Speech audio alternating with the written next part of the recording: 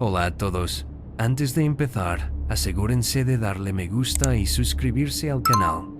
Y dejen un comentario con el lugar de donde vienen y la hora a la que están viendo. Así, YouTube seguirá mostrándoles historias como esta. Ahora, comencemos.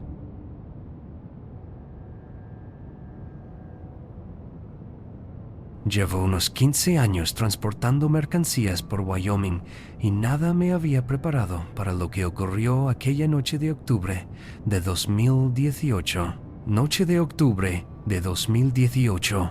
En aquel momento tenía 38 años. Estaba divorciado y vivía en un pequeño apartamento de Casper. Cuando no estaba en la carretera. En un pequeño apartamento de Casper. Cuando no estaba en la carretera. La mayoría de las semanas estaba fuera de lunes a viernes, a veces más si el dinero era bueno. Esa semana en particular llevaba una carga, transportaba piezas de automóvil desde Denver hasta Billings, una ruta que había hecho probablemente un centenar de veces antes. La previsión meteorológica indicaba posible niebla en los puertos de montaña, pero nada con lo que no hubiera lidiado antes. La previsión meteorológica indicaba posible niebla en los puertos de montaña, pero nada con lo que no hubiera lidiado antes. Salí de Denver alrededor de las 6 de la tarde. Pensé que conduciría toda la noche y llegaría a Billings por la mañana. Mi camión era un Peterbilt de 2015, azul oscuro con detalles cromados, y lo mantenía en perfectas condiciones. Un Peterbilt de 2015, azul oscuro con detalles cromados, que mantenía en perfectas condiciones. Era básicamente mi segundo hogar. La niebla apareció alrededor de las 11 de la noche, justo después del marcador de la milla 187 de la I-25, mucho antes de lo que había pronosticado el servicio meteorológico. Era más espesa de lo que había pronosticado el servicio meteorológico. En cuestión de minutos, la visibilidad se redujo a unos 6 metros. Y no exagero cuando digo que era como conducir a través de algodón. Reduje la velocidad a unos 35 km por hora. Encendí las luces de emergencia y, mientras intentaba mantenerme centrado en mi carril, la temperatura había bajado hasta casi el punto de congelación y volutas de niebla seguían arremolinándose en mis faros como dedos fantasmales. El punto de congelación y volutas de niebla seguían arremolinándose en mis faros como dedos fantasmales. Mi radio CB había estado en silencio durante la última hora. Probablemente la mayoría de los camioneros se habrían apartado para esperar a que pasara, pero yo ya iba con retraso. No podía permitirme parar. Los únicos sonidos eran el rugido de mi motor diésel y las ráfagas ocasionales de estática de la radio.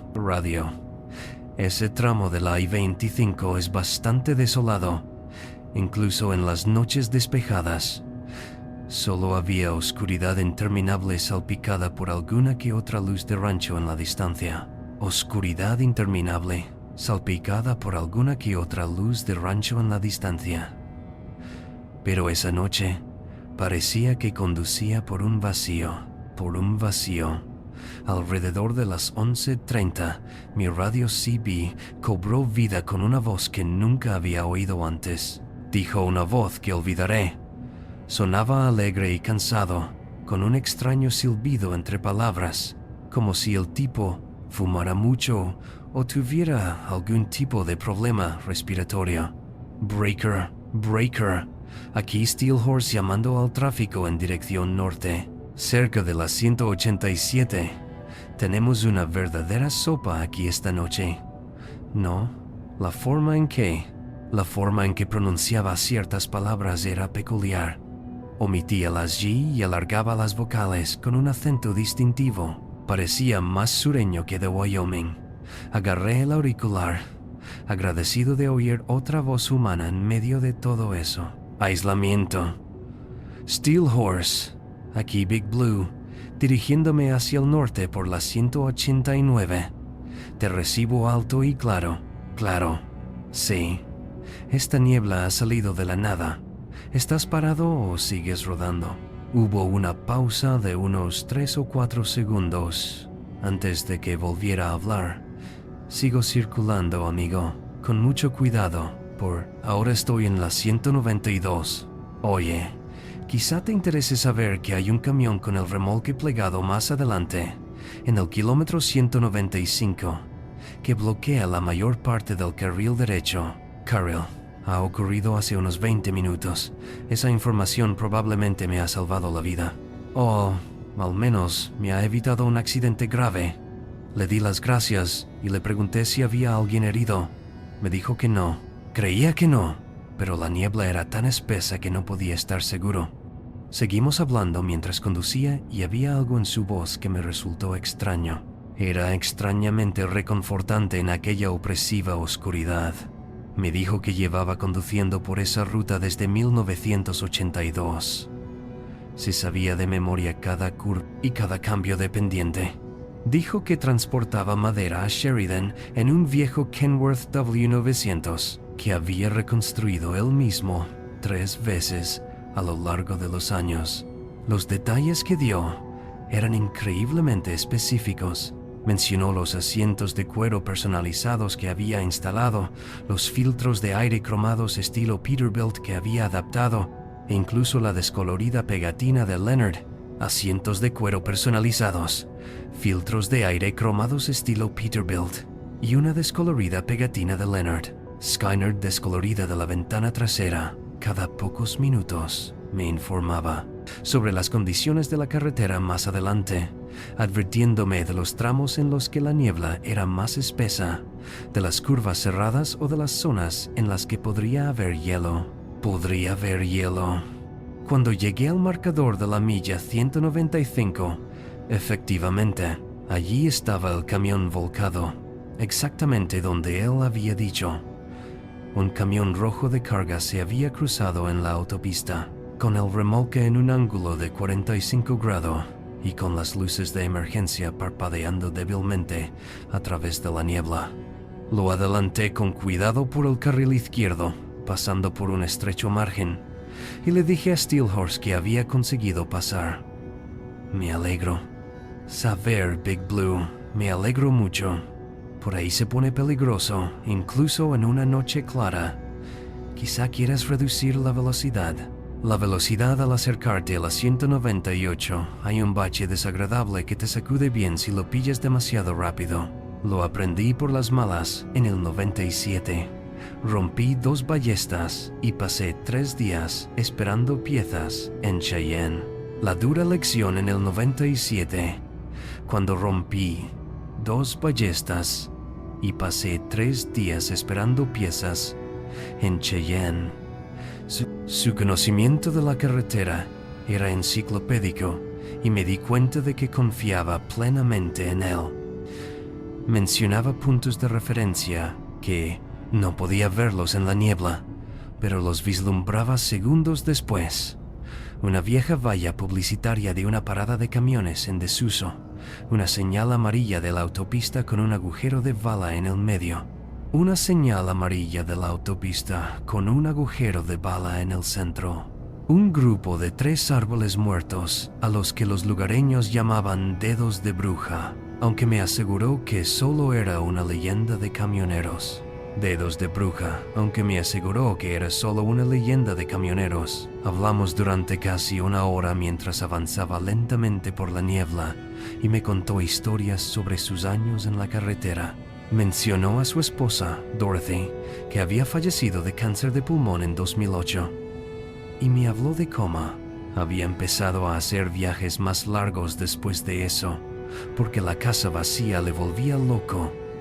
Me habló de su hija, que vivía en Colorado Springs, era enfermera en el Memorial Hospital, y me habló de sus 2 nietos, que estaban en el instituto ahora.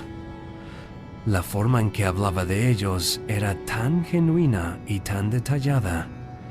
Mencionó que el mayor tocaba la trompeta en la banda de la escuela.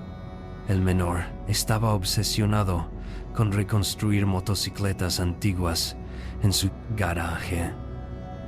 Incluso se rió al recordar cómo su hija seguía intentando que se jubilara y se mudara más cerca de ellos, pero dijo, que la carretera era lo único que había conocido.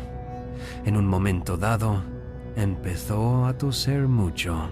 La radio fue un sonido húmedo y sibilante que duró unos 30 segundos antes de que volviera, disculpándose y echándole la culpa a 40 años de Marlboro Reds. Cuando pasé el kilómetro 210, la niebla había empezado a disiparse un poco y por fin podía ver más de 15 metros por delante. Steelhorse me dijo que iba a parar en la área de servicio cerca de la salida 213 porque sus ojos ya no eran lo que eran, que necesitaba descansarlos unas horas. Ha sido un placer hablar contigo, Big Blue. Conduce con cuidado en ese tramo cerca de Casper. Se supone que el tiempo mejorará al amanecer. Le di las gracias por toda su ayuda. Le dije que le debía una cerveza si nos volvíamos a ver. Y él se rió. Una risa cálida y genuina que se convirtió en otro ataque de tos. Te tomaré la palabra, amigo. Steelhorse se despide. La radio se quedó en silencio después de eso. Solo se oía estática y de vez en cuando alguna conversación lejana de otros camioneros que iban muy por delante o por detrás de mí. Seguí pensando en nuestra conversación mientras conducía y en la suerte que había tenido de que alguien me guiara en el peor momento. Probablemente ese hombre me había evitado chocar por detrás contra ese camión con remolque o algo peor. Probablemente, gracias a ese hombre, había evitado chocar por detrás contra ese camión con remolque o algo peor. Llegué a Billings alrededor de las 7 de la mañana siguiente, agotado, pero agradecido de haber terminado ese viaje. Después de descargar y desayunar en un Flying J, llamé a mi despachador para informarle de las condiciones y le mencioné el accidente cerca del marcador de la milla 195. Me puso. Esperé unos minutos y volvió con un tono de voz confuso. Jake, acabo de consultar con la patrulla de carreteras de Wyoming. La patrulla de carreteras de Wyoming no tiene ningún informe de un camión plegado en esa ubicación anoche. ¿Estás seguro? ¿Marca de milla? Yo estaba absolutamente seguro. Lo había visto claro como el agua. Incluso tomé una foto. La nota mental del nombre de la empresa en el remolque. Riverside Logistics de Salt Lake City. Mi despachador dijo que lo volvería a comprobar. Me llamó al cabo de un rato para decirme que no había podido encontrar nada.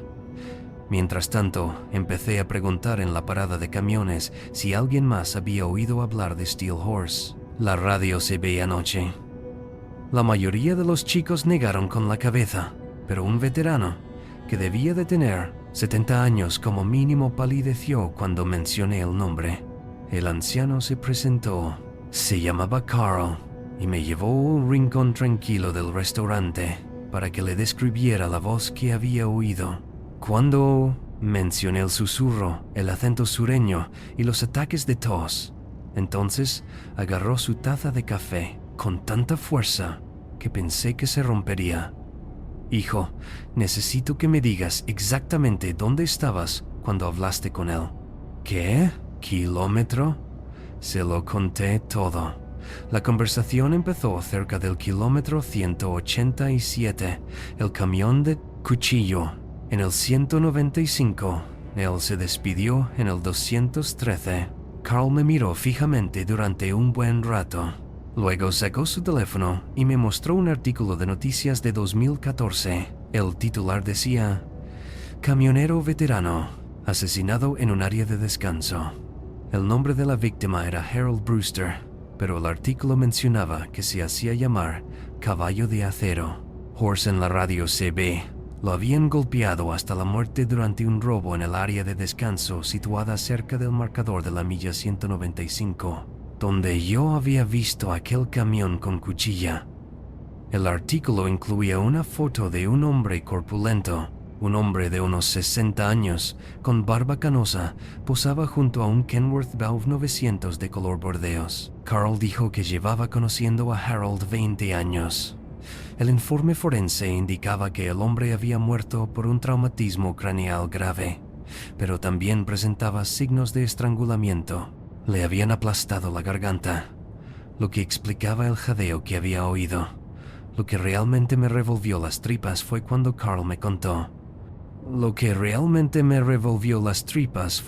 Carl me habló de la familia de Harold. Su mujer, Dorothy, había muerto efectivamente de cáncer de pulmón, pero murió en 2010, no en 2008. Su hija era enfermera en Colorado Springs y tenía 2 hijos. Todos los detalles eran correctos, pero ligeramente inexactos, como si alguien contara sus recuerdos a través de un cristal empañado.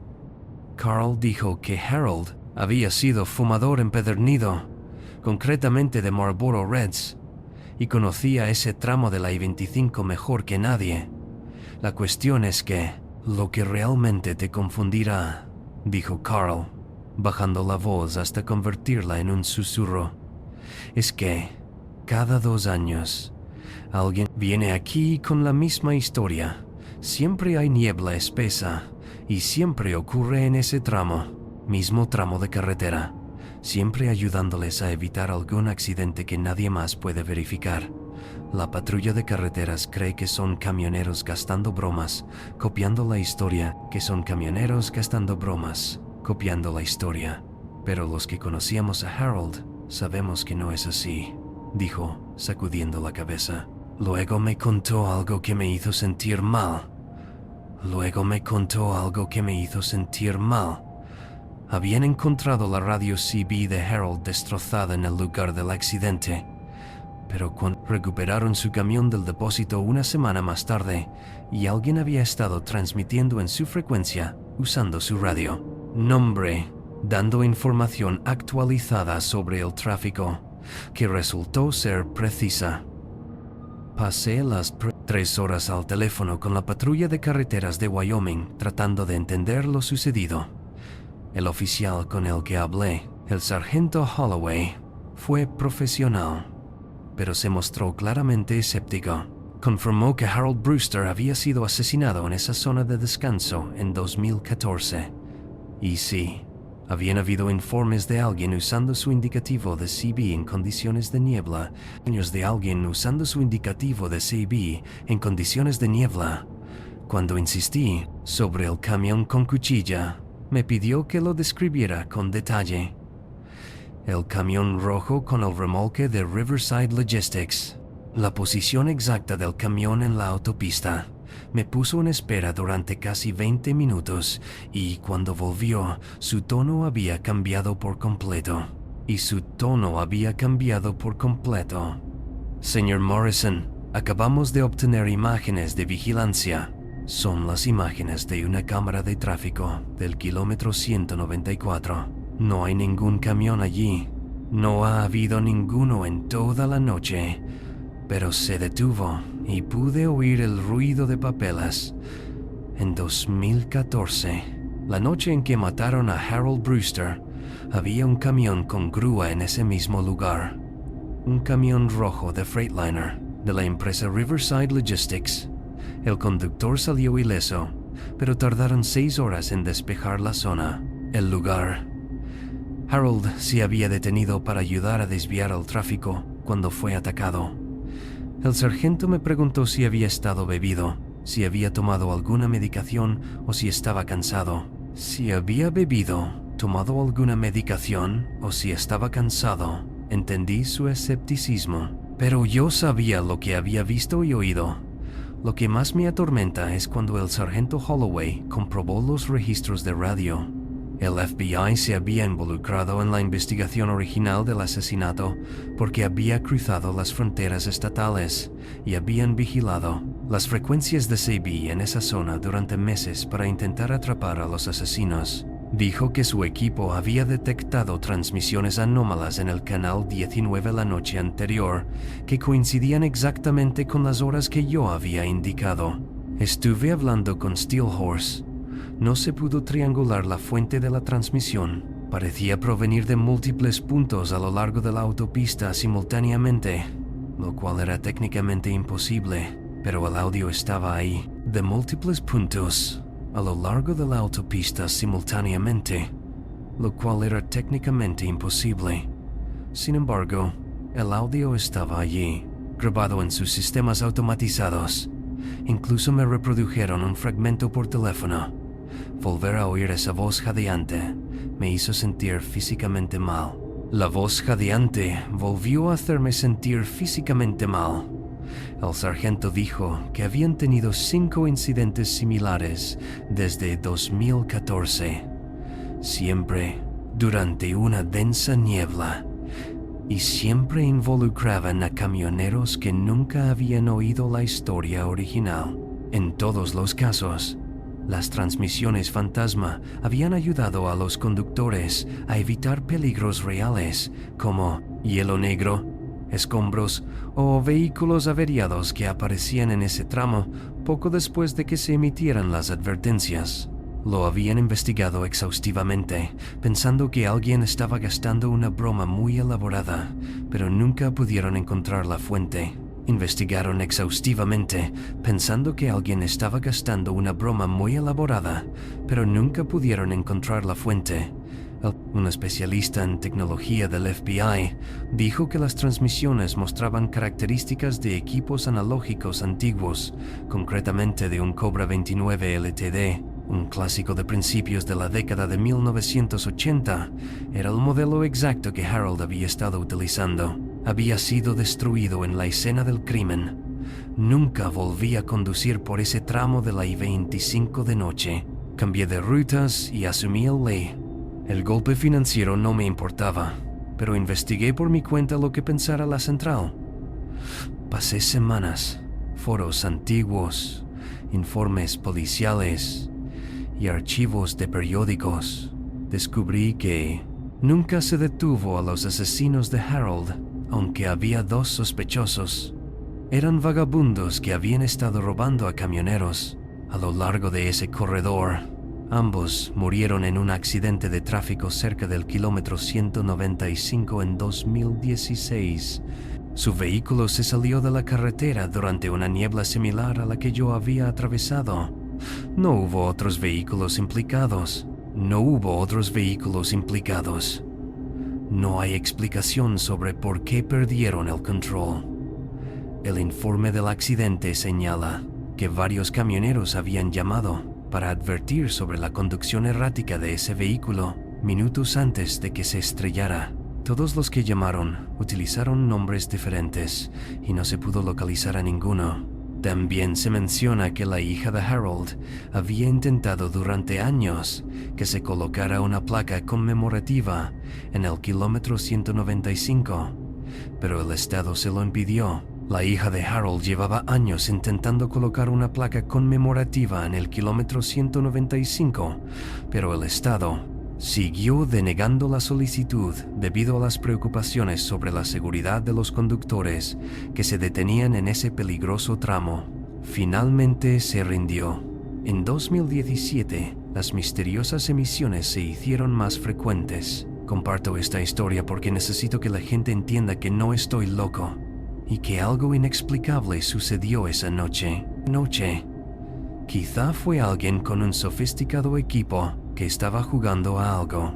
Quizá haya una explicación técnica para esas transmisiones imposibles.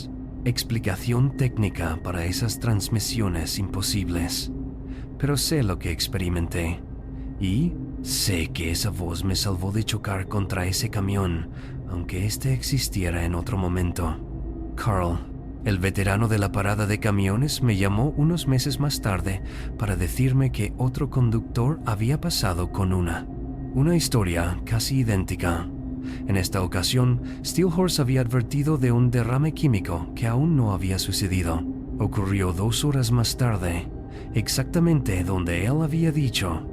El conductor ya había cambiado de ruta, evitando así un cierre de 5 horas por materiales peligrosos. La patrulla de carreteras ya no investiga estos incidentes, simplemente los registran y siguen adelante. Algunos camioneros consideran ahora que es buena suerte oír a Steelhorse en las noches de niebla. Ese tramo Dicen que significa que llegarás sano y salvo. Otros, como yo, cambian de ruta. Lo único que sé es que Harold Brewster era un buen hombre que murió tratando de ayudar a otro conductor. Y tal vez, de alguna manera, todavía esté ahí fuera haciéndolo. Exactamente eso. No necesito entenderlo. Solo estoy agradecido de que, en el peor momento, alguien me cuidara. Peor momento de mi carrera, alguien me estaba cuidando. Incluso si esa persona llevaba 4 años muerta.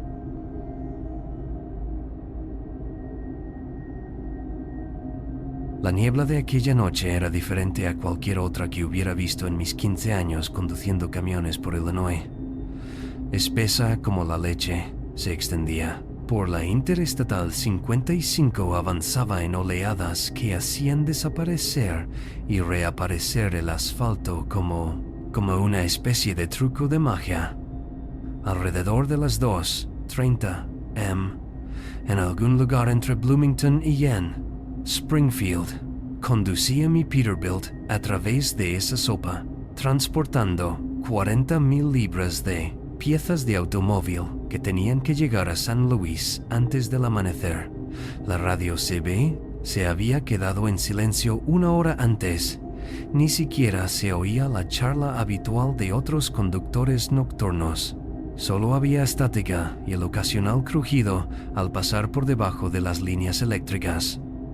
El reloj del salpicadero brillaba en verde. No dejaba de mirarlo porque el tiempo se sentía extraño en esa niebla, como si los minutos se alargaran hasta convertirse en horas. La calefacción estaba a toda potencia, pero parecía incapaz de atravesar el frío húmedo que se había instalado en la cabina. La calefacción estaba a toda potencia, pero parecía incapaz de atravesar el frío húmedo que se había instalado en la cabina. Eran exactamente las 2:40 am, cuando la vi en el paso elevado de Riverside Road.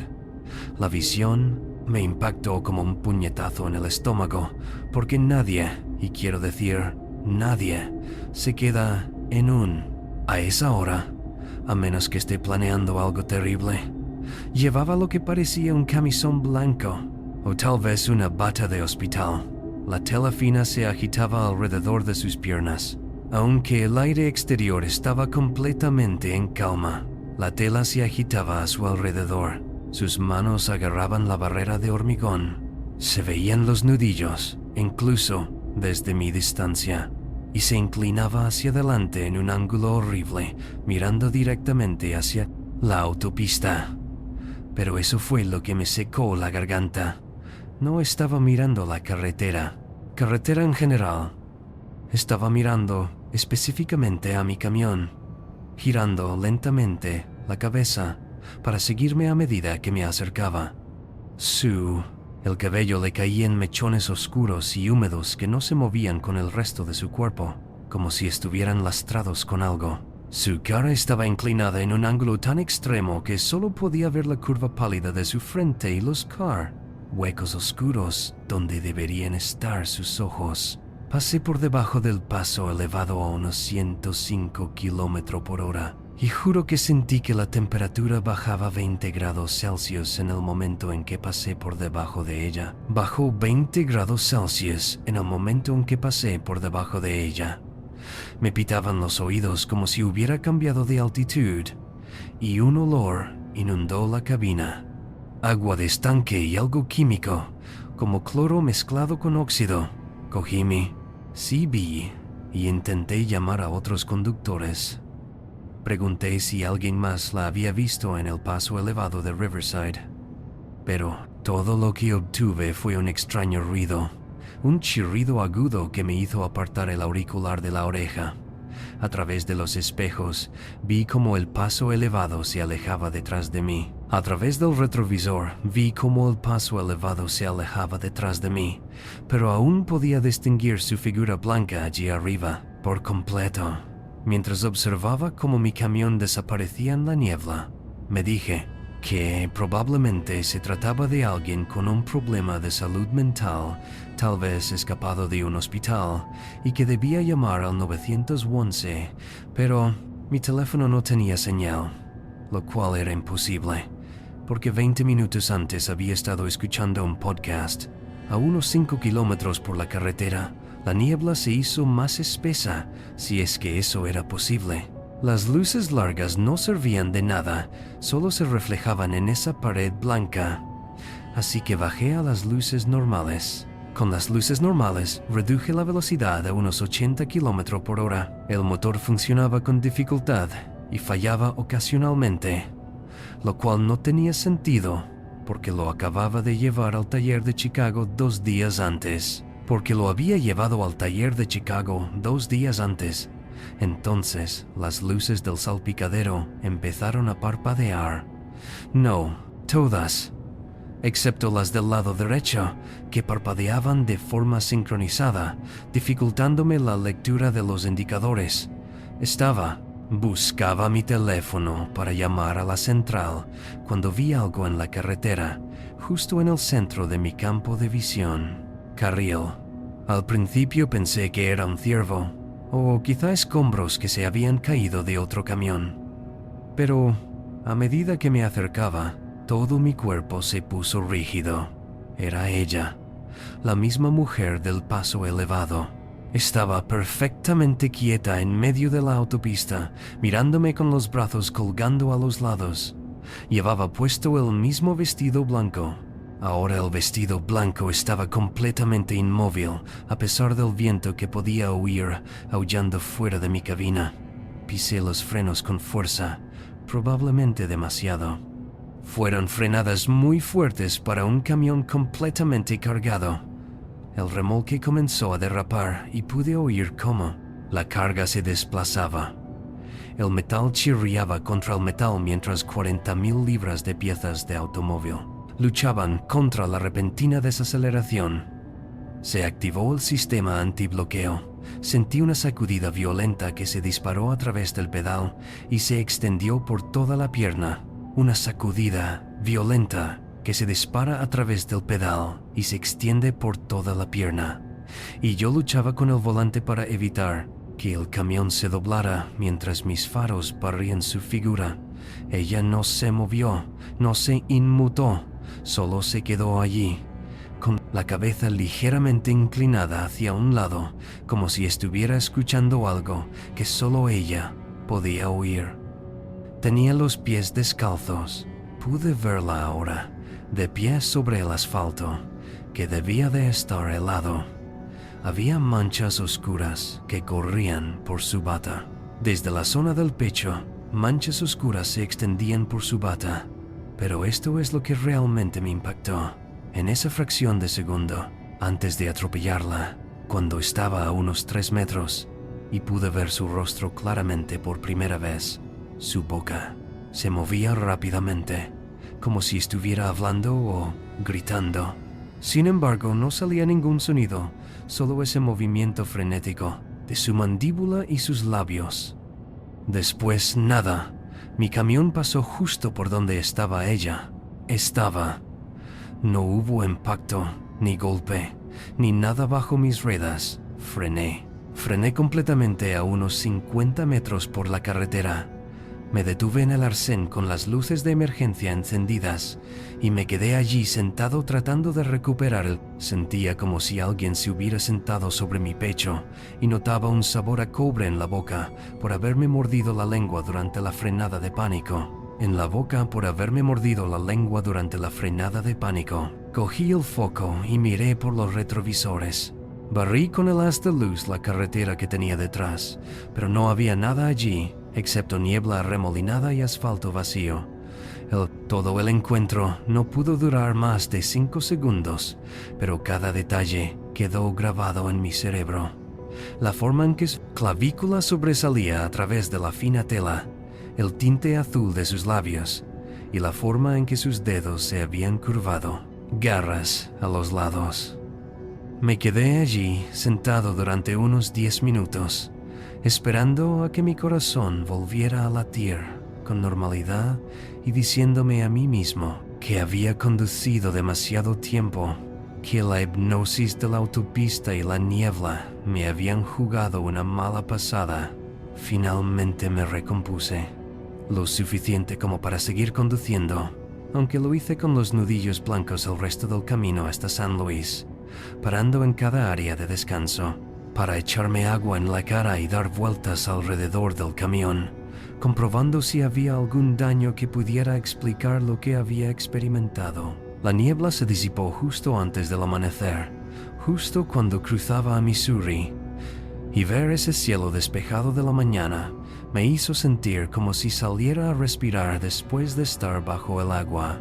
El cielo despejado de la mañana me hizo sentir como si saliera a respirar después de estar bajo el agua. Hice mi entrega por los pelos. Desayuné en un restaurante de carretera, donde debí de tomarme 6 tazas de café para intentar darle sentido a todo. La noche, la camarera, una mujer llamada Dee, tenía unos ojos amables y el trato de una abuela. Me preguntó si me encontraba bien porque estaba pálido como un fantasma. Estuve a punto de contárselo todo en ese momento. Pero, ¿cómo se explica algo así sin parecer completamente desquiciado? En lugar de eso, le pregunté si había habido algún accidente en la I-55 cerca de Bloomington. ¿Había oído algo sobre accidentes en la I-55 cerca de Bloomington? Quizás alguien había sido atropellado recientemente. Sacó el teléfono, buscó en las noticias locales, pero no encontró nada de los últimos días. El viaje de vuelta a Chicago fue de día y me aseguré de tomar una ruta diferente, añadiendo una hora extra solo para evitar ese tramo de la I-55. Luz del día y me aseguré de tomar una ruta diferente, añadiendo una hora extra solo para evitar ese tramo de la I-55. Pero la curiosidad pudo más que yo, y cuando paré a repostar en Springfield, no pude evitar desviarme para ver el lugar del accidente. El chico que trabajaba en la caja era de allí. Probablemente tendría 19 o 20 años. Llevaba las orejas agujereadas y tenía tatuajes que le subían por el cuello. Mientras me cobraba, le mencioné el paso elevado de Riverside Road y le pregunté si sabía algo al respecto.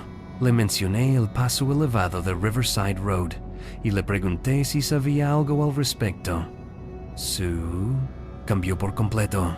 Dejó de escanear mis artículos y me miró con una expresión entre lástima y miedo.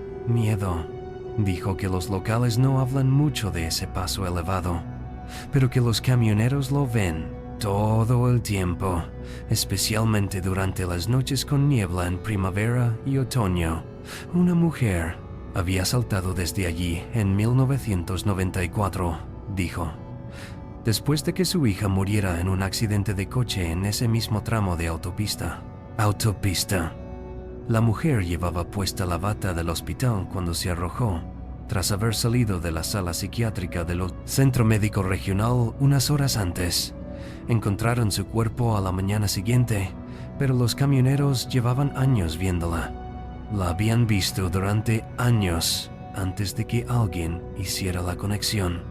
El chico continuó contándome que el Estado había instalado barreras más altas, barreras en ese paso elevado en 2008 y cámaras en 2015, pero los avistamientos nunca cesaron.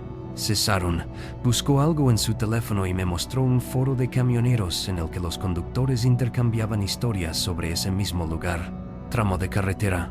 Había docenas de relatos. Todos ellos describían a la misma mujer, vestida de blanco, el mismo patrón de encuentro. Primero en el paso elevado y luego en la carretera. Delante.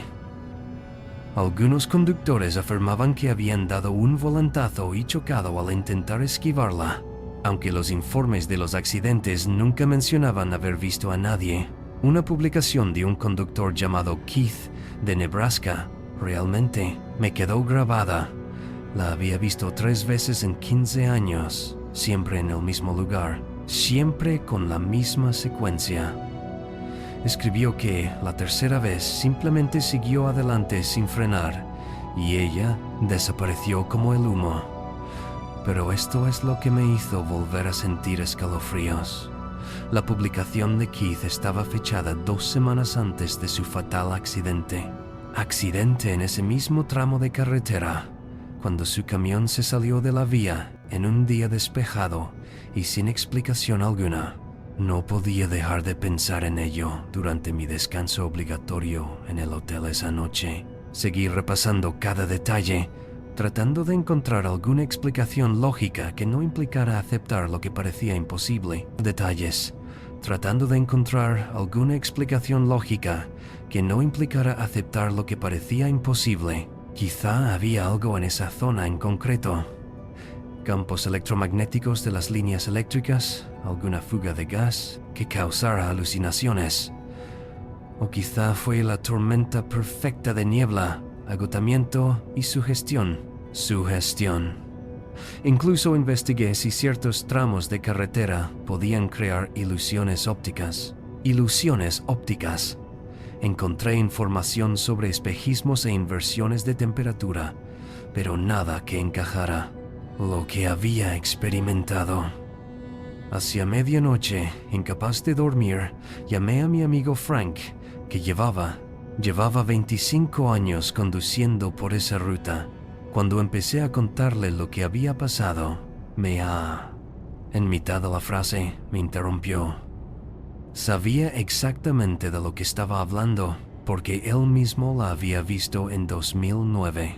Sin embargo, Frank dijo algo que me inquietó aún más que el avistamiento en sí. Dijo que los que la ven varias veces siempre acaban teniendo accidentes en esa carretera. No siempre mortales, pero sí lo suficientemente graves como para acabar con sus carreras como conductores.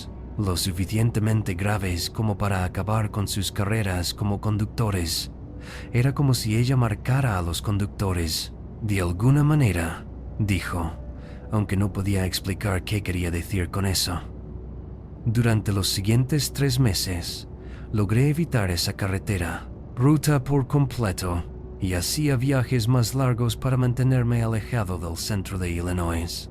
Él, el despachador de la compañía, un tipo llamado Tony, que llevaba haciendo rutas de camiones desde antes de que yo comenzara a conducir, nunca cuestionó mi preferencia repentina por las rutas del norte, lo que me hizo preguntarme si sabía algo. Pero en agosto me vi obligado a hacer una entrega urgente a Memphis, y la única manera de cumplir con el plazo era ir por la I-55. Hacer una entrega urgente a Memphis, y la única manera de cumplir con el plazo era ir por la I-55. Me dije a mí mismo que estaría bien. Era una tarde clara de verano, sin niebla, con una visibilidad perfecta. Además, iba acompañado de otro conductor, un amigo llamado Paul. Su camión estaba en el taller. Nos reíamos de algo estúpido que salía en la radio cuando nos acercamos a ese paso elevado. Pero la risa se me atragantó en la garganta cuando la vi. A plena luz del día, a las 3 de la tarde, había coches por todas partes y allí estaba ella, en el mismo lugar y en la misma posición, con el mismo vestido blanco. Vestido, pero esta vez tenía la cara vuelta hacia el sol y podía ver claramente sus rasgos, las mejillas hundidas, las ojeras bajo los ojos vacíos y la boca abierta en lo que parecía un grito silencioso. Paul también la vio. Me agarró con tanta fuerza que me dejó moretones, del brazo con tanta fuerza que me dejó moratones. No paraba de repetir: ¡qué demonios, qué demonios! Los dos la vimos girar la cabeza para seguir nuestro camión mientras pasábamos por debajo. Esa fue la última vez que estuve en la I-55. 2 semanas después, cambié de empresa y acepté una reducción salarial para conducir rutas regionales por Michigan, donde el tramo más largo de la autopista más larga que hay es de unas 2 horas. Paul dejó de conducir por completo y volvió a... Trabajó en la construcción a pesar de su problema de espalda, Nunca volvimos a hablar de lo que vimos después de ese día, pero Tony me dijo que otros 3 conductores habían informado de que la habían visto esa misma semana de agosto, todos a plena luz del día, y todos la describían exactamente igual, los mismos detalles. La empresa comenzó a desviar discretamente a los conductores más nuevos por ese tramo, lo que añadía kilómetros y horas a sus rutas. Los plazos de entrega, sin dar explicaciones. La versión oficial fue que se debía a retrasos en las obras, pero no se ha realizado ninguna construcción allí en años. Sigo conduciendo, sigo amando mi trabajo la mayoría de los días, pero a veces, cuando paso por debajo de un paso elevado por la noche, especialmente si hay niebla, aprieto un poco más el volante e intento... No miro hacia arriba, fuera lo que fuera esa mujer. Un fantasma, una alucinación, histeria colectiva. Algo cambió en mi forma de ver la carretera. La autopista ya no es solo asfalto y líneas blancas. Líneas blancas. Es un lugar donde las cosas terribles dejan marcas que no se borran y donde el trauma parece repetirse, por razones que ninguno de nosotros puede entender.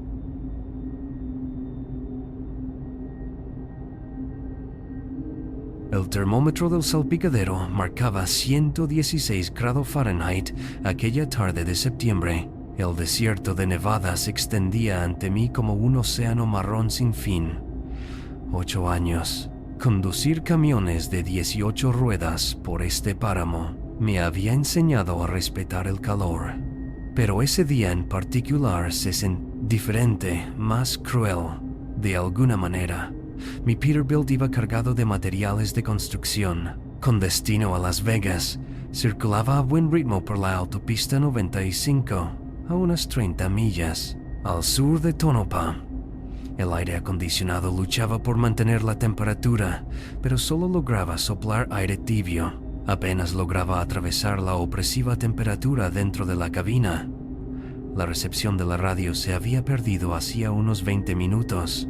Por lo que solo podía escuchar el ruido del motor y el hipnótico chirrido de los neumáticos sobre el asfalto sobrecalentado. Ese tramo de carretera es famoso entre los camioneros. 60 millas de nada más que árboles de Josué y lechos de lagos secos, y algún que otro memorial al borde de la carretera que marca el lugar donde alguien tuvo mala suerte. El aislamiento te afecta después de un rato. Al principio, te afecta el aislamiento. Empiezas a ver cosas en el calor, espejismos que bailan en el horizonte. Cuando vi por primera vez la figura, caminando por el arcén, mi cerebro se negó a procesarla correctamente. Nadie camina por ahí. No en septiembre. No con ese calor. A 50 kilómetros de cualquier sitio. Pero, a medida que mi camión se fue haciendo más grande y se convirtió en una mujer joven, de unos 22 años, 23 años, caminando con dificultad hacia el sur con la cabeza gacha. Llevaba unos vaqueros descoloridos y una camiseta verde con el logotipo de una banda indie que se estaba despegando en la parte delantera. Los fantasmas del desierto o algo así. Llevaba una mochila de lona gastada y el cabello oscuro recogido en una coleta desordenada. La mochila de lona gastada rebotaba contra sus hombros a cada paso y su cabello oscuro estaba recogido en una coleta desordenada. Se balanceaba mientras caminaba. Lo extraño era que no estaba haciendo autostop. Su pulgar lo tenía hacia abajo, con los brazos colgando a los lados, como si simplemente estuviera dando un paseo por la tarde en lugar de atravesar por el mismísimo infierno. Las normas de la empresa son claras respecto a recoger a autoestopistas. Es motivo de despido, pero verla caminar con ese calor despertó mi instinto maternal. Mi propia hija, Katie, acababa de empezar su 3er año en la Universidad Estatal de Arizona, y la idea de que estuviera allí abandonada me hizo levantar el pie del acelerador. Me detuve a unos 50 metros delante de ella, con las luces de emergencia encendidas en el repentino silencio tras apagar el motor. A través del espejo lateral la vi acercarse. Espejo lateral, la vi acercarse. Caminaba con el mismo ritmo constante, sin cambiar el paso, como si esperara que me detuviera. Todo el tiempo. Cuando llegó a la puerta del pasajero, no llamó ni saludó, solo se quedó allí mirándome a través de la ventana. Su rostro estaba pálido a pesar del sol del desierto, con esos ojos grises. Eran unos ojos verdes que parecían demasiado brillantes para lo agotada que debía de estar. No tenía sudor en la frente ni quemaduras solares, nada. Esa debería haber sido mi primera advertencia, pero estaba demasiado concentrado en hacer lo que creía que era correcto. Me incliné, abrí la puerta y ella se subió a la cabina con una facilidad sorprendente para alguien que había estado caminando. Ese calor. El asiento de cuero crujió cuando se sentó, colocando su mochila cuidadosamente entre sus pies, como si contuviera algo frágil. «Gracias», dijo, y su voz tenía un tono extraño, no del todo, sino más bien hueca, como un eco en una habitación vacía. No me dijo su nombre ni me preguntó el mío. Simplemente se quedó allí sentada, mirando al frente a través del parabrisas. Volví. Aceleró lentamente para que se ponga en marcha el aire acondicionado. La cabina se llenó de ese silencio incómodo que se produce cuando dos desconocidos comparten un espacio reducido, solo roto por el rugido del motor y el susurro del aire frío que salía de las rejillas de ventilación. Intenté entablar conversación y le pregunté a dónde se dirigía, pero ella solo murmuró «al sur» y mantuvo la mirada fija en la carretera. Sus manos descansaban sobre sus muslos, con los dedos extendidos sobre el denim, y me fijé en que llevaba las uñas pintadas de un color púrpura. Muslos, con los dedos extendidos sobre el denim, y me fijé en que llevaba las uñas pintadas de color púrpura. Me recordaban a las enredaderas del desierto. El olor de la cabina también cambió. No era desagradable, pero sí diferente, como a salvia, polvo y algo más que no podía identificar. Algo que me hizo abrir la ventanilla a pesar del calor. «Fuera». Condujimos así durante unos 10 minutos, con el velocímetro estable en 65. Mientras pasaban los marcadores de millas, no dejaba de mirarla de reojo. Trataba de averiguar qué era lo que me resultaba tan extraño de toda la situación. Ella nunca cambió de posición, nunca ajustó la rejilla de aire que le daba en la cara, ni cogió la botella de agua que le ofrecí. Le ofrecí agua, pero no la aceptó. Simplemente se sentó allí como un maniquí, sin apenas parpadear. El GPS indicaba que nos acercábamos a Goldfield. Quedaban unos 65 kilómetros, y pensé en dejarla allí para que buscara otro medio de transporte o cogiera un autobús. Pero entonces se movió. Por primera vez desde que subió, giró lentamente la cabeza para mirar por la ventana del copiloto. Estábamos pasando por una de esas cruces conmemorativas al borde de la carretera. Esas cruces conmemorativas que hay al borde de la carretera. Era de madera blanca, blanqueada aún más por el sol. Las flores de plástico se habían descolorido hasta volverse grises. En una pequeña placa de metal había un nombre que no pude leer a la velocidad de la autopista. Hay una en cada autopista de Nevada, marcando los lugares donde ocurrieron accidentes, donde terminó la historia de alguien. «Para», dijo de repente, con voz más aguda que antes. No era una petición. «Petición». Solté el acelerador, confundido, pensando que tal vez estaba enferma o necesitaba algo. Ir al baño, aunque no había nada más que desierto a kilómetros a la redonda. Pero ahora se inclinaba hacia adelante, presionando la palma de la mano contra la ventanilla, mirando fijamente la cruz conmemorativa que había junto a la carretera. «Por favor», añadió, y algo en su tono me hizo pisar el freno con más fuerza de la que pretendía. Su tono me hizo pisar el freno con más fuerza de la cuenta. La camioneta se detuvo con una sacudida a unos 100 metros del monumento, con la grava crujiendo bajo las ruedas. Ella ya tenía la mano en el pomo de la puerta antes de que nos detuviéramos. Bajó y empezó a caminar hacia la cruz. El calor me golpeó. Por la puerta abierta pasó como una fuerza física y pude ver el aire brillando a su alrededor mientras se movía. Puse el camión en punto muerto y la seguí, en parte por preocupación y en parte porque algo en todo este asunto me inquietaba. Los nervios me cantaban como cables eléctricos. Se detuvo justo delante del monumento, tan quieta que podría haber sido una estatua, otro monumento del desierto. La cruz en sí no tenía nada de especial. Estaba formada por 2 piezas de madera unidas con alambre, desgastadas y agrietadas en los bordes. De madera, unidas con alambre, desgastadas y agrietadas en los bordes.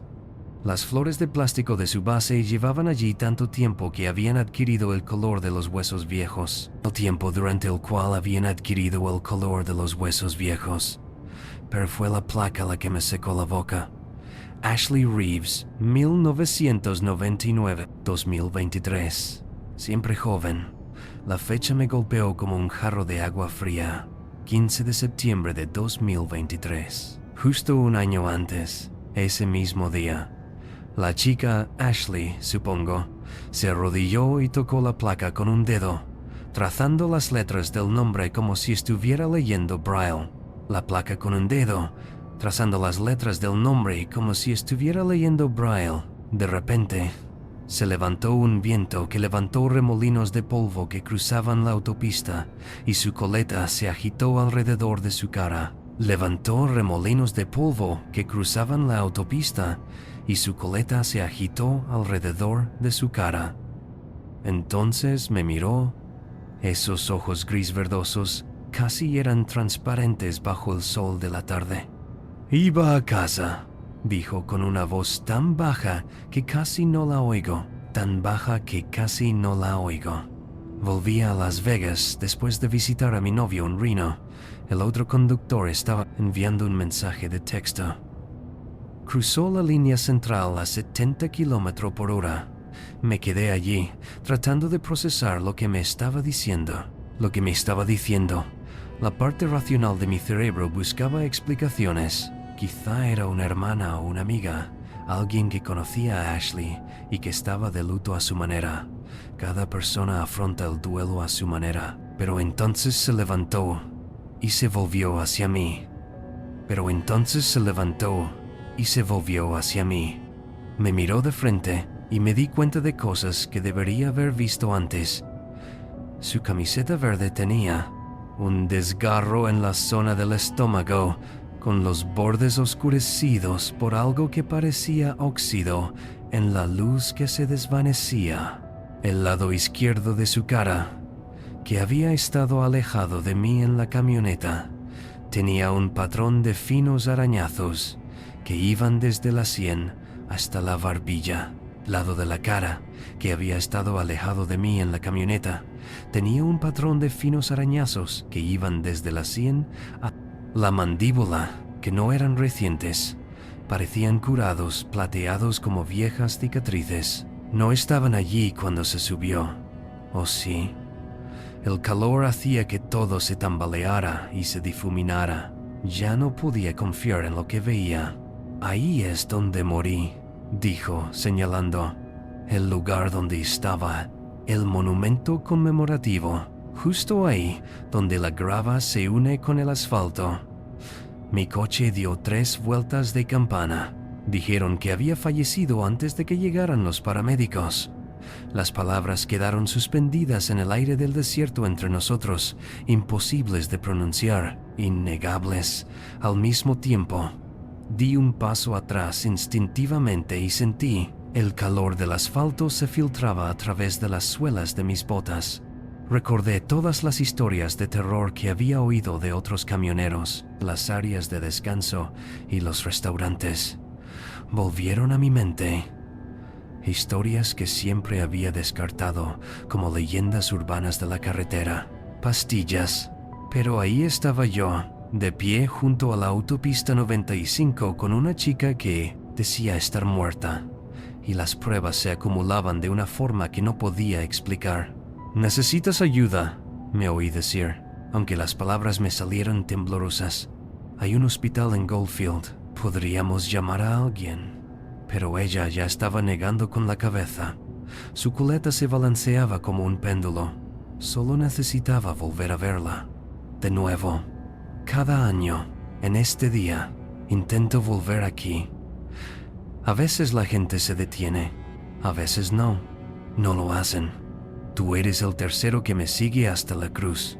Se agachó y arregló una de las flores que se habían caído. Sus movimientos eran cuidadosos y deliberados, como si estuviera cuidando un jardín.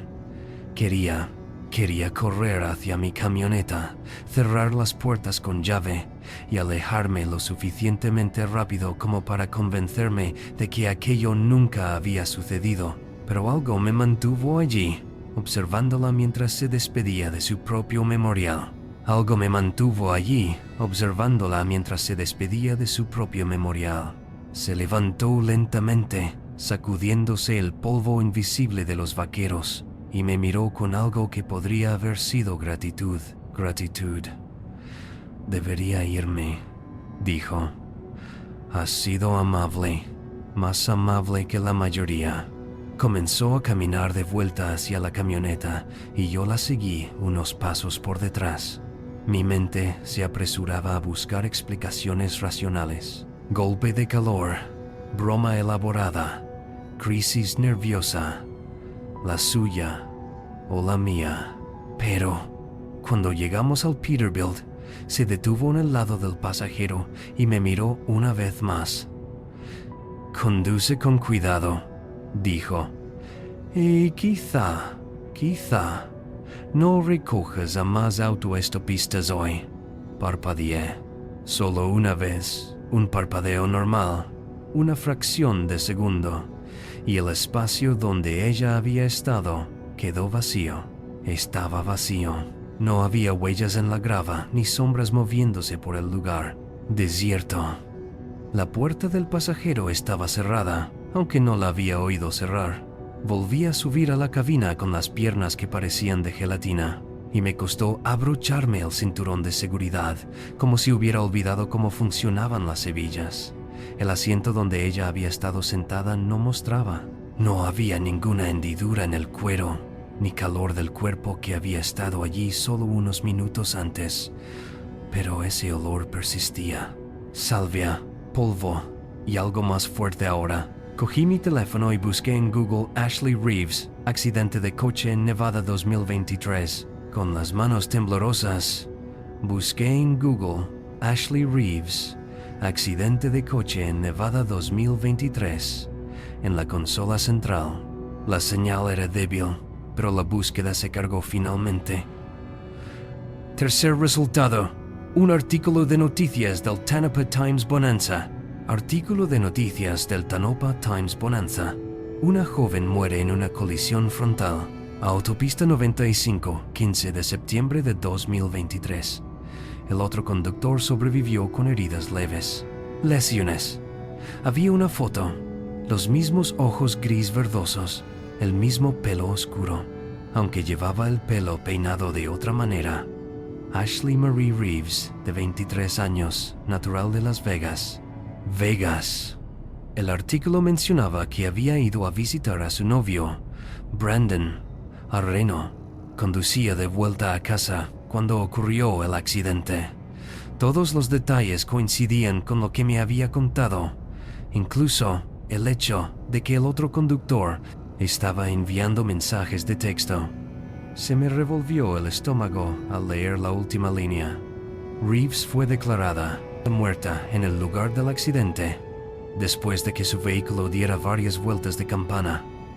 Me quedé allí sentada otros 20 minutos con el motor en marcha. Vi cómo el sol se hundía hacia las montañas y lo pintaba todo de naranja y rojo.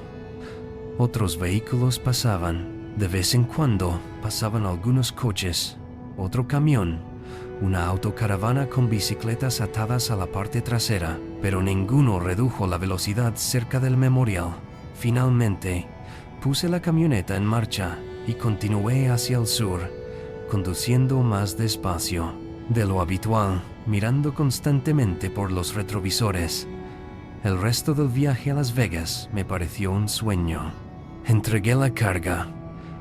Cogí una habitación en un motel y no dormí nada esa noche. A la mañana siguiente, llamé a mi despachador y le pedí una ruta diferente. Desde entonces, he estado conduciendo por los corredores del este: Utah, Arizona, Nuevo México, México. Pero cada 15 de septiembre, sin importar dónde me encuentre, pienso en Ashley Reeves, de pie junto a esa cruz. Nunca se lo he contado a nadie en el trabajo, obviamente, pero a veces, en las áreas de servicio, oigo a otros conductores mencionar la autopista 95. Hablan de una joven que camina sola bajo el calor y de recoger a una pasajera callada cerca de Tonopah. Siempre terminan de la misma manera. Miran hacia atrás y se encuentran con un asiento vacío. Yo asiento con la cabeza y cambio de tema. Hay cosas que uno debe afrontar solo, aunque no sea el único que las afronta.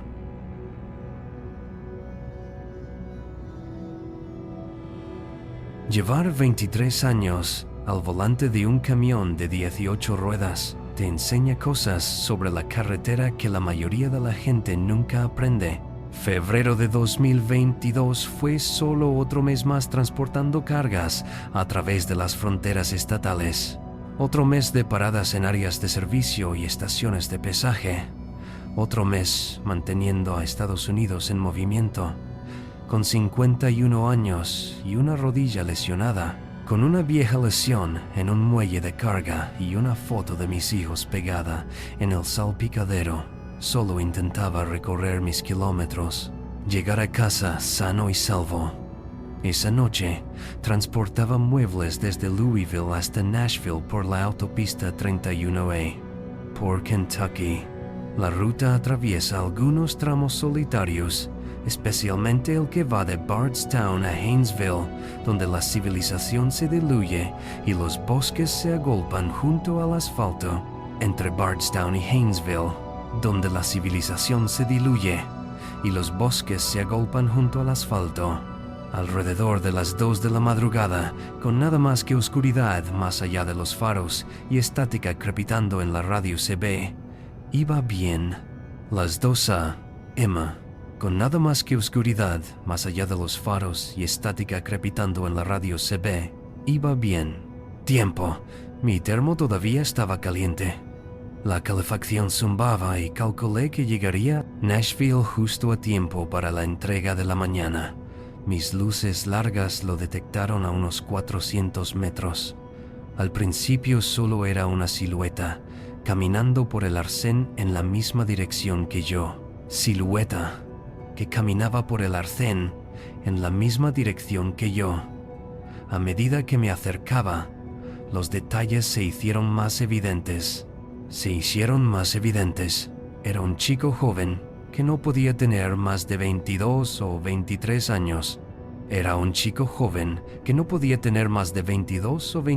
años. Llevaba una chaqueta vaquera que me daba frío solo con mirarla. El termómetro del salpicadero marcaba 1 grado Celsius. Tenía el brazo extendido, con el pulgar hacia arriba, ese gesto universal que todos los camioneros conocen. Las normas de la empresa son claras en cuanto a pasajeros. Es motivo de despido.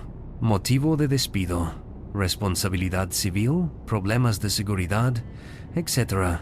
Cosas de la empresa. Pero al ver a este chico allí, a kilómetros de la ciudad más cercana, sin la luz de un móvil, con la luz del teléfono en la mano, caminando en la oscuridad helada, algo me hizo levantar el pie del acelerador. Aparqué. A unos 50 metros de él.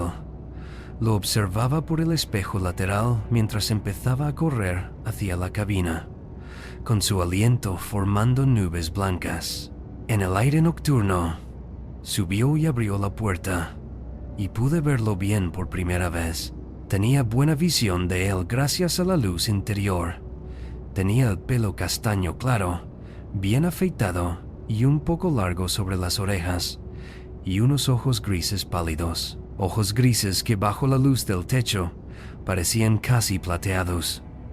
«Gracias por parar», dijo, y su voz tenía ese suave acento de Kentucky. Era muy educado. «Me llamo Jimmy. Solo necesito llegar cerca del viejo puente de Whitwell si vas tan lejos». Conocía el puente a unos 24 kilómetros. Más adelante, una vieja estructura de hormigón que cruzaba el río Salt. Le dije que subiera. Le dije que iba a pasar justo por allí. Se acomodó en el asiento del copiloto con un suspiro tranquilo, como si llevara horas esperando. Durante horas, la cabina se llenó del olor del aire frío y de algo más, como la humedad, como hojas húmedas o esquinas de sótanos viejos. Subí un poco la calefacción, volví a la autopista y miré por los retrovisores para ver si había tráfico detrás de nosotros. Condujimos en silencio durante unos minutos, mientras él se calentaba.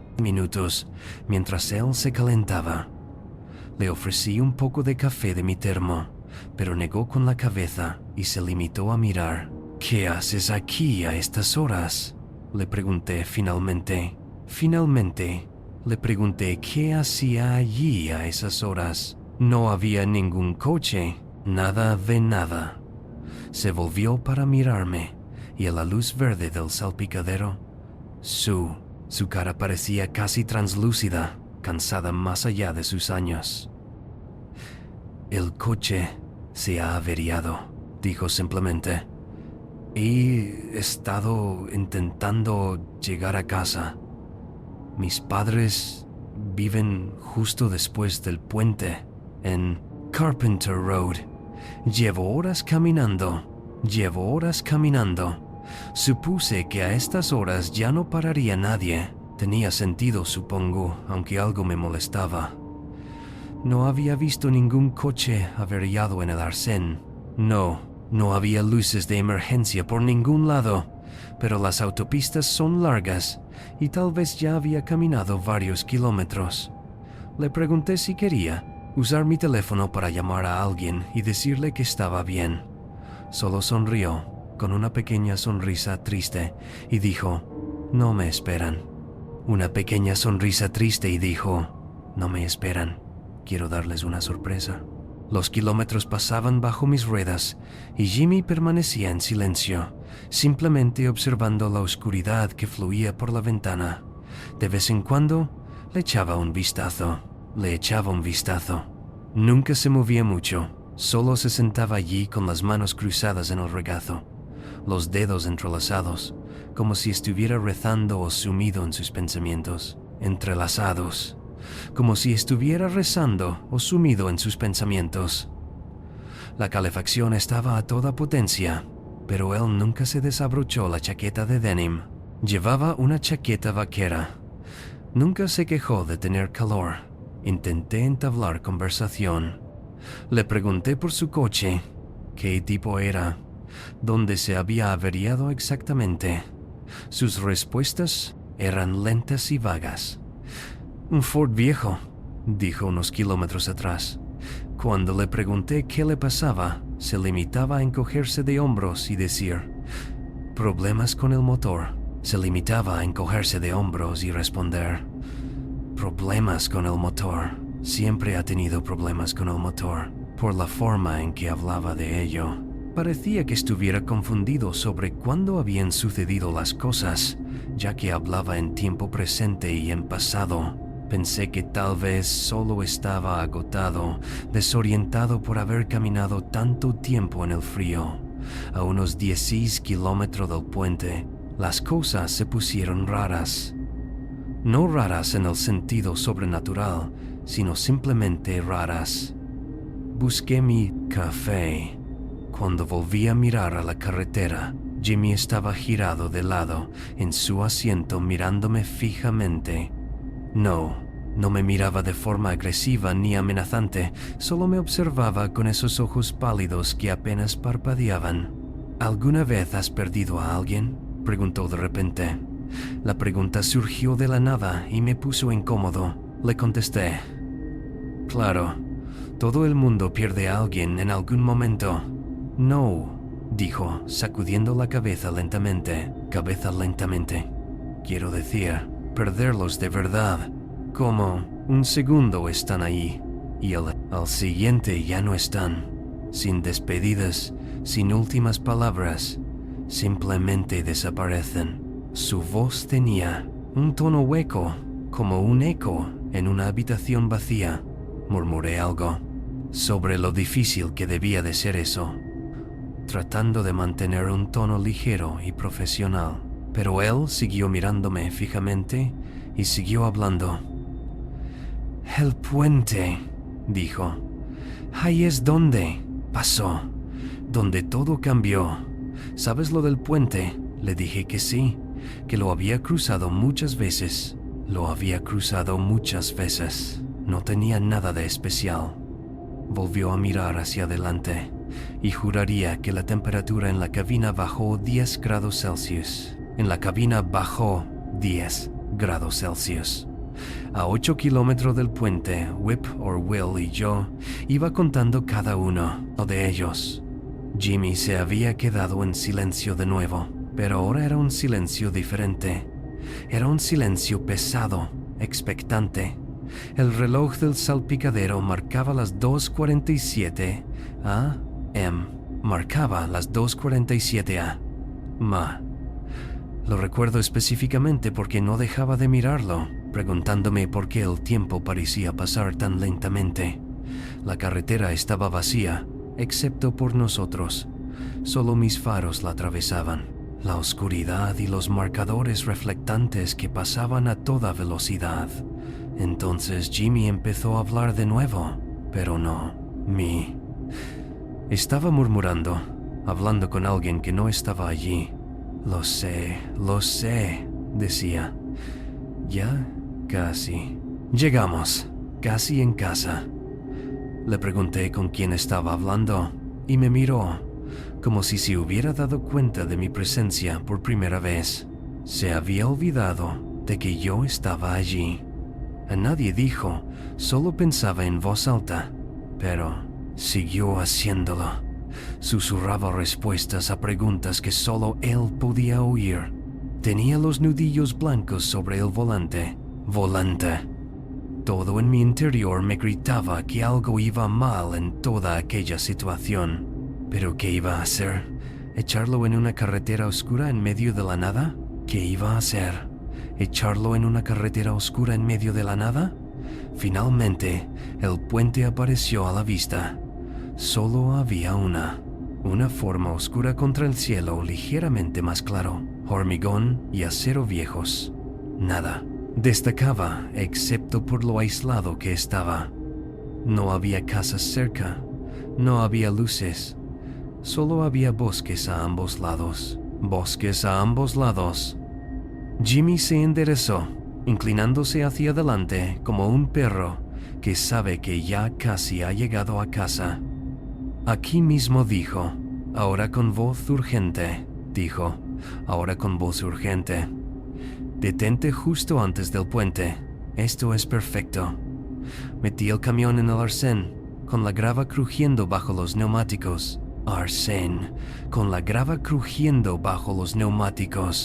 Antes de que me detuviera por completo, Jimmy ya tenía la mano en la pomo de la puerta. Gracias, dijo. Y por primera vez desde que se subió, sonrió. Una sonrisa genuina que transformó todo su rostro. No, ¿sabes lo que significa esto? Volver aquí. Llegar a casa. Empujó la puerta. Estaba abierta y se encendió la luz interior. Me giré para coger mi libro de registro y anotar la parada, una costumbre de la empresa. Cuando miré, la puerta del pasajero se estaba cerrando, pero Jimmy no se alejaba del camión. No estaba por ninguna parte. Estuve allí sentado unos 30 segundos, con el motor en marcha, tratando de procesar lo que acababa de pasar. Acababa de pasar. La luz del techo se había apagado al cerrarse la puerta, por lo que me quedé en la oscuridad, salvo por el resplandor del salpicadero. Cogí la linterna del bolsillo lateral y la encendí, escaneando el área alrededor del camión. No había nada, no había huellas. En la grava no había ninguna figura que se dirigiera al bosque, ni rastro de Jimmy. El aire exterior estaba frío y absolutamente en calma. Ni siquiera soplaba el viento entre los árboles. Di 2 vueltas. Revisé toda la camioneta 2 veces, miré debajo con la linterna e incluso eché un vistazo a la cabina dormitorio, pensando que tal vez se había subido de alguna manera, pero no había ningún lugar al que pudiera haber ido en los 2 segundos que aparté la vista. El bosque estaba al menos a 6 metros de donde había aparcado y el puente estaba otros 9 metros más adelante. Una persona no puede desaparecer así como así. Mi mente buscaba explicaciones racionales. Quizá se había bajado por el otro lado del camión y se había arrastrado hasta el bosque. Pero, ¿por qué iba a hacer alguien algo así? Me quedé junto al puente durante otros 10 minutos, gritando "Shimmy" en la oscuridad y sintiéndome cada vez más tonto y nervioso. El único sonido era el rugido del motor del camión y un extraño crujido del metal del viejo puente. Al contraerse con el frío, finalmente volví a subir a la cabina. Cerré las 2, algo que nunca hago cuando conduzco, y me senté allí tratando de darle sentido. El asiento del copiloto todavía tenía una hendidura donde había estado sentado. El olor a humedad permanecía en el aire, pero lo más extraño era que el asiento no estaba caliente. Lo toqué con la palma de la mano y estaba frío como el hielo, como si nadie hubiera estado sentado allí. Crucé el puente a unos 30 kilómetros por hora, con las ventanillas bajadas a pesar del frío, buscando algún rastro suyo. Nada, solo carretera y bosques oscuros. No volví a parar hasta llegar a una área de servicio bien iluminada a 65 kilómetros. Más adelante, por la autopista, en la parada de camiones necesitaba respuestas. Mi mente no me dejaba en paz. Me senté en la barra y pedí un café que no quería, solo para hablar con la camarera, una mujer llamada Darlene. Darlene, según ponía en la etiqueta con su nombre. Era una mujer de cabello gris, probablemente de unos 60 años, de esas personas que llevan trabajando en áreas de servicio desde antes de que yo empezara a conducir. Le pregunté por Whippoorwill Bridge, parecía despreocupado. Su rostro cambió de inmediato, no asustada, sino como si supiera, como si lo hubiera oído antes. «¿Llevaste a alguien, verdad?», preguntó, y la taza de café tintineó cuando la dejé sobre la mesa. Se inclinó hacia mí y bajó la voz. «Un chico con chaqueta vaquera. Quería ir al puente». Asentí, no pude encontrar las palabras. Darlene suspiró, sacó su teléfono y me mostró un artículo de periódico descolorido de 1978. Jimmy Garrett murió cuando su camión se deslizó sobre hielo negro justo en ese puente, dijo. Tenía 22 años. Han pasado 44 años y los conductores todavía lo recogen. Siempre lo mismo. Caminando solo necesita. Llega al puente y desaparece. Leí ese artículo 3 veces, mirando la foto granulada de un joven que se parecía exactamente a mi pasajero. Tenía el mismo pelo rubio, los mismos ojos claros, la misma chaqueta vaquera. El artículo decía que conducía hacia casa para dar una sorpresa a sus padres por el cumpleaños de su madre. Perdió el control y se estrelló. Murió en el acto. Darlene me dio una palmadita en el brazo y me dijo, no estaba loca. No era la primera vez. No sería el último. Otros camioneros que estaban en el mostrador asintieron y uno dijo que a él le había pasado lo mismo en 2015. Otro afirmó que su hermano había recogido a Jimmy en 2008. Todos contaban la misma historia. Asiento frío, desaparición repentina, ese olor a humedad. Un asiento frío, una desaparición repentina y ese olor a humedad. La parte racional de mi cerebro seguía diciendo que aquello era imposible. Alguna leyenda local en la que todos estaban metidos. Pero yo sabía lo que había experimentado. No era una broma. No era un autoestopista que se escapaba al bosque. Terminé mi ruta. Entregué los muebles, pero nunca más volví a coger la autopista 31E. Ahora doy un rodeo, lo que me hace perder 1 hora, porque sé que Jimmy sigue ahí fuera, intentando llegar a casa. Y no soporto volver a verlo sabiendo que nunca lo conseguirá.